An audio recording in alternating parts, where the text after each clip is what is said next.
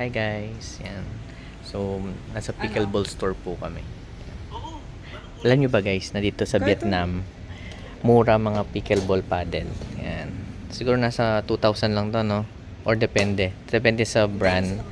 Depende kung pakulos siya or what. Oh, may mga shoes pa. Oh. Yan o. Pwede mo siyang kamito. Iba-ibang klase na yung pickleball paddle. Tapos may damit pa dito. Diba? Mura lahat yan, guys. Alam mo ba itong damit na to? Nasa below 1,000 pesos lang to damit. Diba? Mura na. So, yung mga gusto magpasabay dyan.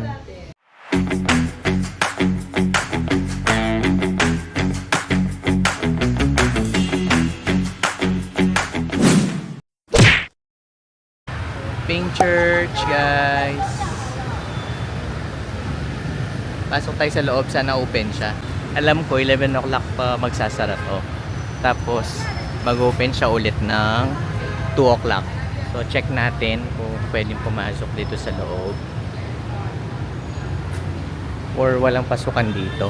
Walang pasukan dito.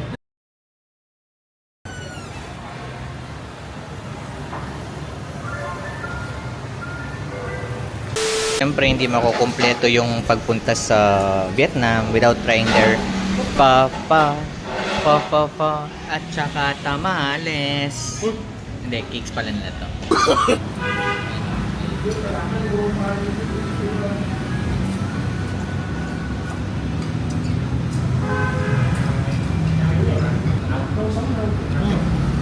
What can you say about it? Lars, can you please cut it out?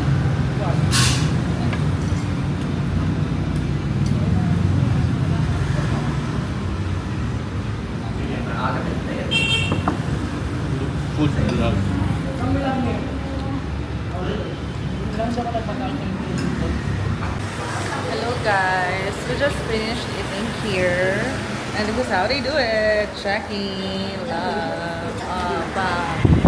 Papunta na kami sa Koi Pond, Eme! Ayun pala, ang Oasis Cafe. Ang daming tao dito.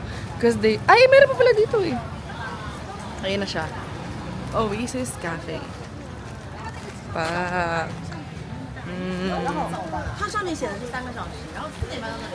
Walang entrance fee. Ay, wow!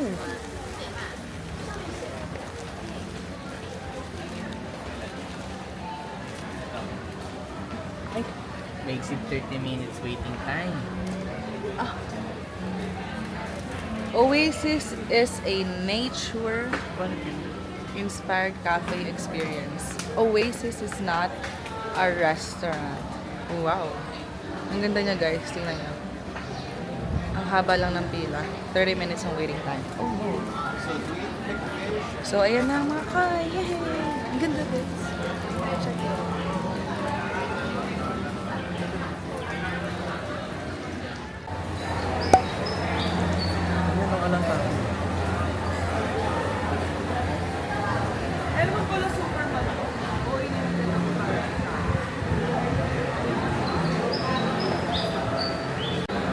So who's working now? We have Gars. Okay, ano?